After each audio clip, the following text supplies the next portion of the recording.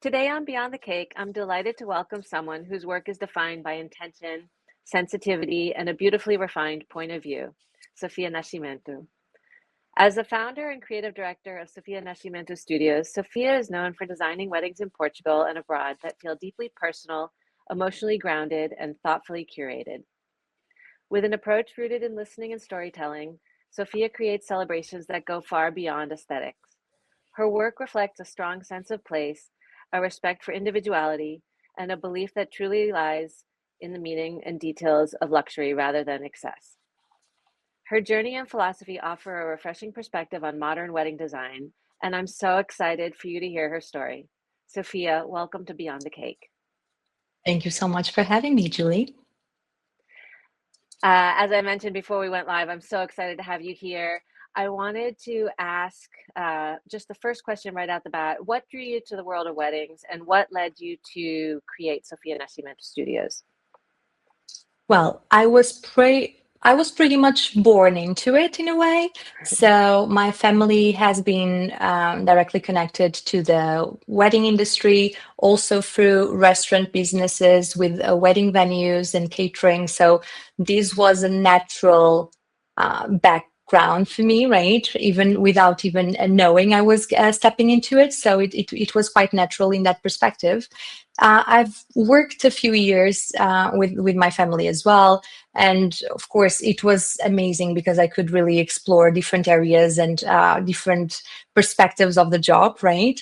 And at certain point, and I would see these as something that was way too mass production style, let's say. So I really wanted to create something more personal, more customized as well, and to work with destination weddings. So this is how the company was born in this project with a different name at the time. This was 2014, so it's been a while. And then as the years evolved, it really evolved into something more personal as well, and that really reflected my identity, my aesthetic, and my creative direction. So yeah, family background, but make it personal in my own signature. I didn't know that, but it definitely is, a distinctive style. Like every time I see a wedding online, I'm like, oh my gosh, that's got to be you. So in that respect, I guess my next question would be about style. If you could describe your style and design philosophy in your own words, how would you explain it to everybody listening? Well, I would define it mostly as a mix of contemporary and classic. So that's Mhm. something that I naturally put out, and definitely intentional. So I do work personally with each of the clients as well to bring something that feels like them, and that's very, very important for me. But playing with color, textures, has been something that I'm really passionate about, and really interpreting the venue's own identity and the client's own identity, and putting something together that doesn't feel overwhelming to the space itself as well. So honoring all these different elements is super important for me. So there's a lot of my personality that comes out into it in a way, but at the same time the artistic interpretation of Hmm. my client's vision and style as well. So when you're first meeting these couples, when you first have that opportunity to talk with them directly, what kinds of things would help you to understand who they are and what their vision is, and how do you translate like part of their personality into what you're designing for them? Well, the most important for me in the beginning is definitely listening. Yep. Listen to them and understand who they are, and who they are as a couple, but also who they are as individuals, right? And that brings me a lot of content, let's say, and juice, so I can really create for them afterwards. It can be both coming from travel, gastronomy, like food preferences, fashion inspiration as well, that they might have, and taste, like where do they like to travel to, where do they like to stay, what are they expecting as well in terms of experience when they travel, what kind of parties did they love the most that they attended? Who are they? What do they do? What do they love to do? And what type of event do they really want to create? And that actually resonates with them as well, right? So Mhm. that's the biggest part of the process in terms of making it grounded. I think there's a parallel, obviously, between both of our jobs in terms of it's so important. People don't understand how important it is to really understand who you're designing for, because as artists, it's like we obviously have our own styles, but if you don't get um, who is, at the end of the day, it's their interpretation, or it's your interpretation of their vision. But like, if we don't ask these questions, I think people sometimes like, how come you need to know so many things? I'm like, well, it's really important to understand all of the elements to be able to create that like seamless elevated experience for somebody, because it's hard. Like, you're becoming part of their family for that um, period of time, right? So I love that about what you do, just like the fact that you're so involved. It's like you have a team. I know you have a team, and your team is awesome, but like there's always a part of you that comes through in everything you do, and I think that's what makes your work so special. Thank you. Thank you so much. um Are there any specific details that you think make the wedding or the celebration so personal, personalized? Well, I our slogan, which is of course stolen in a very healthy way, is the most personal is the most creative, and that's exactly what we strive to do and to be. So that's really our motto as a brand, and I would say that for us, it's all about meaning rather than a performance, and authenticity rather than trends, right?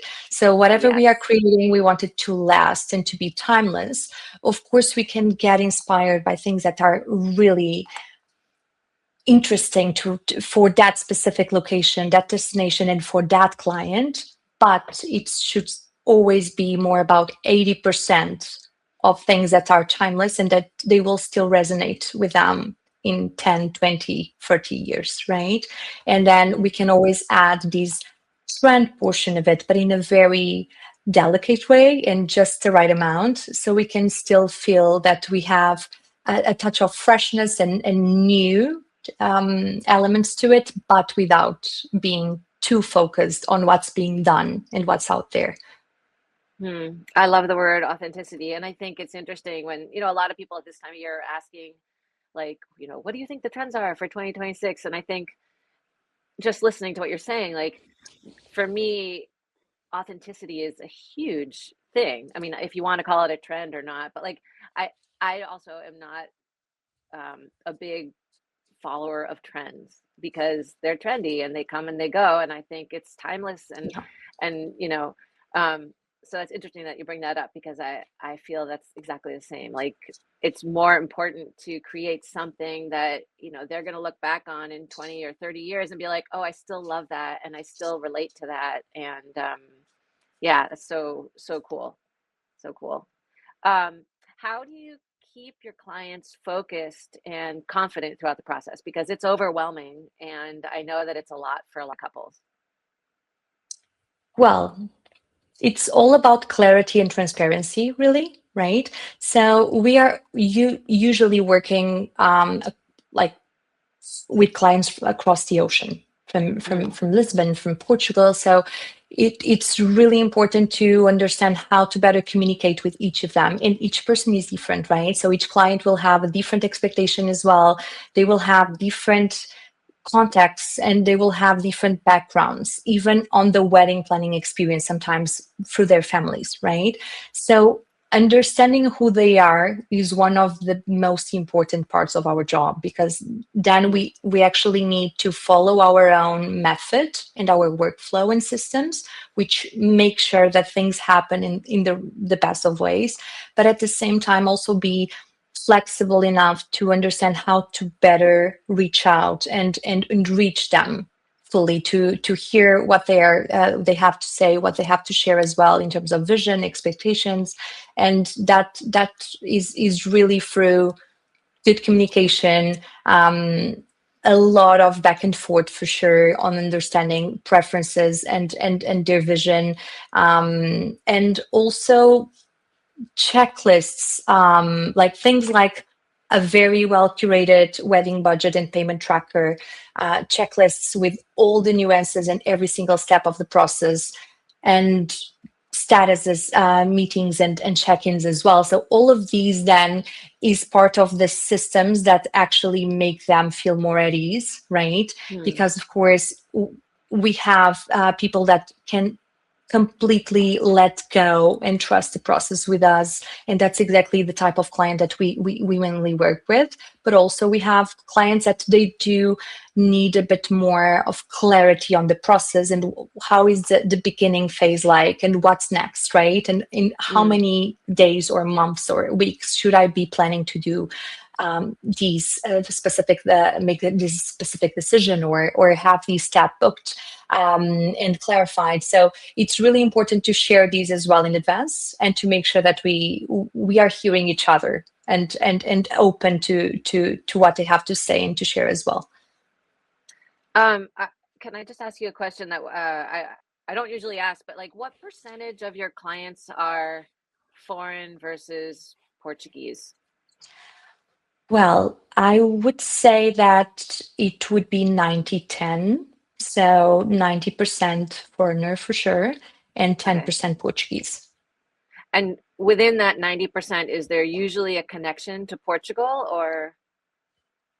Sometimes, yes. So either through the parents of one of the groom or the bride, I either they might have come and visited Portugal for just some travel leisure, and they didn't necessarily got engaged in here, but then something clicked about Lisbon, Portugal in general. So it does happen sometimes that they don't really have a connection to the country, but they just created it Mhm. Like a in a magnetism. romantic trip.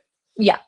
So sometimes it's just their first trip together, and it creates, of course, a different meaning for to them, and it's something that they would love to explore. Sometimes it's really about geography. So Hmm. we do have clients that they don't really know Portugal really well, but they heard incredible things about it, and they want to explore the possibilities and compare it with other destinations. So the fact that they don't always know that they are coming to Portugal makes it fun as well, because sometimes it's really about Portugal, Spain, or Italy, right? So we will Yeah. then dive into it and understand what's the right destination for them. That's yeah, I feel like that's very similar to my client base too. And the fact that we get to showcase, some of the beautiful things that exist in Portugal that don't exist anywhere else, especially now because Portugal's become like the hotspot. So in that respect, how do you balance like clients' vision with creative direction, right? Like obviously you're the voice of reason and it's their dream, but how do you make that balance and make sure that everything works? So there's a lot of balance needed there indeed. So I see my role more as an interpreter and also a Mm, curator, right? So while I need to know who they are and understand, the more inputs I can have from my client, the better, really, because that's where I have a lot of inspiration coming from for the process. But then it's really about guiding the process, but also protecting their individuality simultaneously, mm, and understanding what is the venue we are working with, what's their cultural background as well, where's the city or the destination we are hosting the event in, and really merging all of these to bring something special and unique to them that really resonates with them and feels like them, right? So the goal is always that the guests see the client's identity, individuality within the different details of the day. hmm. Is there one specific wedding or event that has stayed with you through, the past 12 years, and reminded you of why you love what you do? Well, It's funny hard to pick enough, one, right? yes, yes, true. Because I would say that every year we have a different moment that hits us differently, and me personally. And Mhm. it just reminds me of why I'm doing what I do and my why, right? But funny enough, it was one of our first ever weddings. It was a destination wedding. And it was a 2 day event, and we were at the very end of the wedding day. The groom just hugged me and he said something I will never forget, which is, "Thank you for bringing humanity to my wedding." And Oh, that wow. still walks with Wow. me, and I carry that deeply because it's really about getting personal and carrying professionalism with a lot of authenticity and humanity in the process. So that's something we really, these are words to live by, with my team Yeah. as well. This is something that I always want to remember, and I want them to be reminded of that as well. So we are doing things with checklists and systems, and that's amazing, and will for sure make things way smoother and seamless. But we need to remind ourselves of our why, and it's definitely into being personal and bringing humanity into every step of the way, right, as much as possible. Mm. So that's really how I remember my why up until today. That's so important. I mean, I think unfortunately, there are probably a lot of people in the industry that don't feel that way, and it's just a business, and you see it in the work. You see your heart in everything that you do, and I think that that's really, I mean, that story of that groom is like, wow, that's just amazing. I want to ask you about my favorite thing about wedding cakes. Um, I want to know from your perspective, how does the wedding cake fit into the overall design and the storytelling of the day? Well, of course, that's a very legit question, right, Julie? And Yes. it's a very good one. So it's the cake is part of the visual language of the wedding day, right? Um, we actually we didn't create it for sure, because I'm sure this has been happening elsewhere for years as well. But something that we implemented at our own wedding since the very beginning is we actually love to have the cake not as the farewell moment and not as something that interrupts the dance floor and the mood for the party, but to see it as the moment in which you actually celebrate what just happened, right? Which is, Mm, they just got married, they just exchanged rings and vows. So for us, one of the very best moments to do the cake cutting is right after the ceremony, as a transition into the cocktail. I So love it that. it just brings so much more joy and unexpected energy for the guests as well. On, okay, so we just started from the bottom, right? So Yeah. what's next, and it just builds so much expectation and anticipation as well for the day to come. So we really love to take the tradition and to take those elements and understand, okay, why do we do the cake cutting at this time of the day, right? So why Mm, not exploring other moments as well? And sometimes it will be amidst dinner, for example, or after the dinner and before opening the dance floor. And sometimes it will be after. We have also done it before in private. So we just had the couple mm, going away for a bit, and they had the that's cake nice. cutting. They just exchanged a few words. They made a toast privately and came back to the party. And it was actually beautiful, honestly. So it's really about understanding the tradition and how we can also make it part of the language and the style and the identity of the event, but Mm. then make it personal again on finding the right way and the right moment to include it. So it's a magical experience rather than a checklist. Do you think that, um, I know, like, a lot of people now are like, oh, we don't, younger couples don't want cakes anymore. They want like some other thing. And do you think that I think there's so much symbolism and so much intention in having a cake and that cutting process. And, it's the first thing that a couple does together. And it's really special. It's a special moment for families, I think. And what are your thoughts about that? Because I get a lot of people saying like, oh, they're gonna have this amazing wedding, but they don't want a cake. And I'm like, I don't really understand why there's not more like education behind that about the reason Hmm. why it's so special and important. Yeah. So I find that the majority of our weddings always have a wedding cake present. Good. We do find that the exceptions are mainly when the couple is really not into cake. Okay. So those are mainly the reasons why I've seen the opposite. So whether you do the cake cutting after ceremony, during cocktails, during dinner, it really depends on the event and the flow and understanding the right timeline, right? But then Hmm. having it or not, I would say the exceptions are really because the cake is something that they don't resonate with in general since they were little kids. Right. So they also don't want to just follow that tradition if they really don't like it. But most of the cases, luckily, because we do love cake, how not to?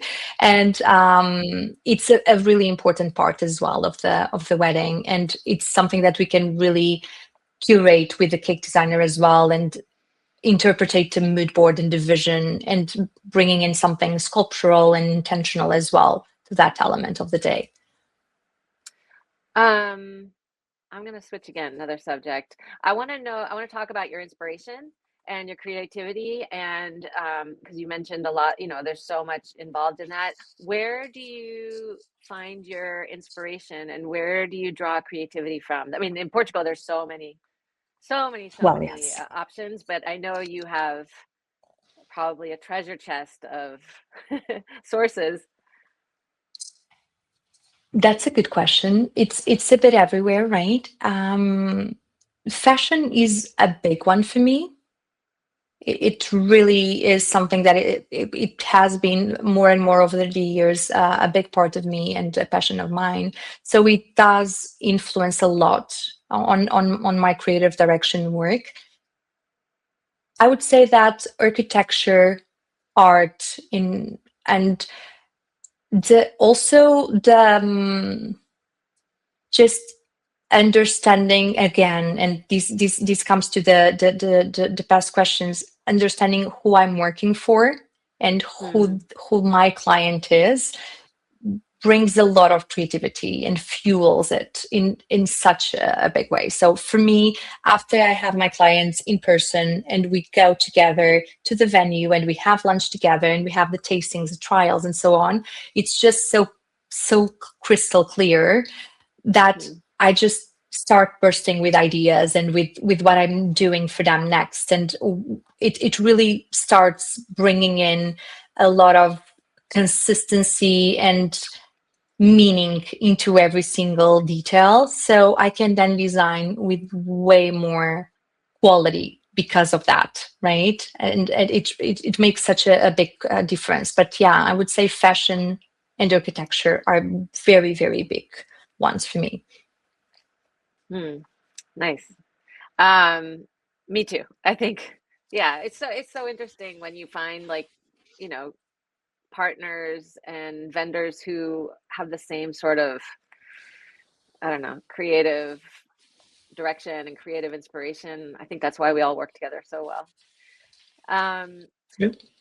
I have a couple just quick fun questions. They're meant to be like one word answers, two-word answers. If you don't feel like answering one or if you don't have an answer, just tell me and I'll go to the next one, okay? Let's do this. So I mean, some of them are kind of, I guess, maybe they're apropos at this point, but they're about trends. So, what is the most overrated wedding trend at the moment? Oh, that's a hard one. The most overrated. Yeah, Hmm. or most underrated. Maybe that's easier. I don't know. Or neither because we don't love trends. Well, yeah, that part is a tough one. Um, the most underrated. I would I would say that it is to focus on guest experience, which is one of my favorite trends ever, and it's actually not it never gets old. And yeah, it's more and more our clients' priority, and it's the I love most that. underrated one for years and years. I love that. Favorite venue Ooh, now you are putting me at a hard spot. In Portugal, in Portugal. in Portugal, Queluz Palace could be the one, Okay. if I can only say Um, one. I know that's hard without disrespecting any others, right? Um, how many languages does your team speak? So Portuguese, English, Italian, Spanish, so. And part of the team also speaks French. Wow. So Okay. That's Portuguese and important. English for all of us, but then we also have team members that are native Italian and also have French speakers. And the Spanish is, of course, a mix, but works out and evolving over the years. I think that's incredible. Um, current favorite color palette? Ooh, I have to say brown.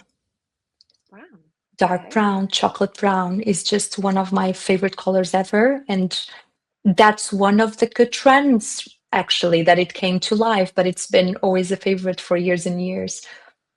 It's a very decadent color. Um, best first dance song?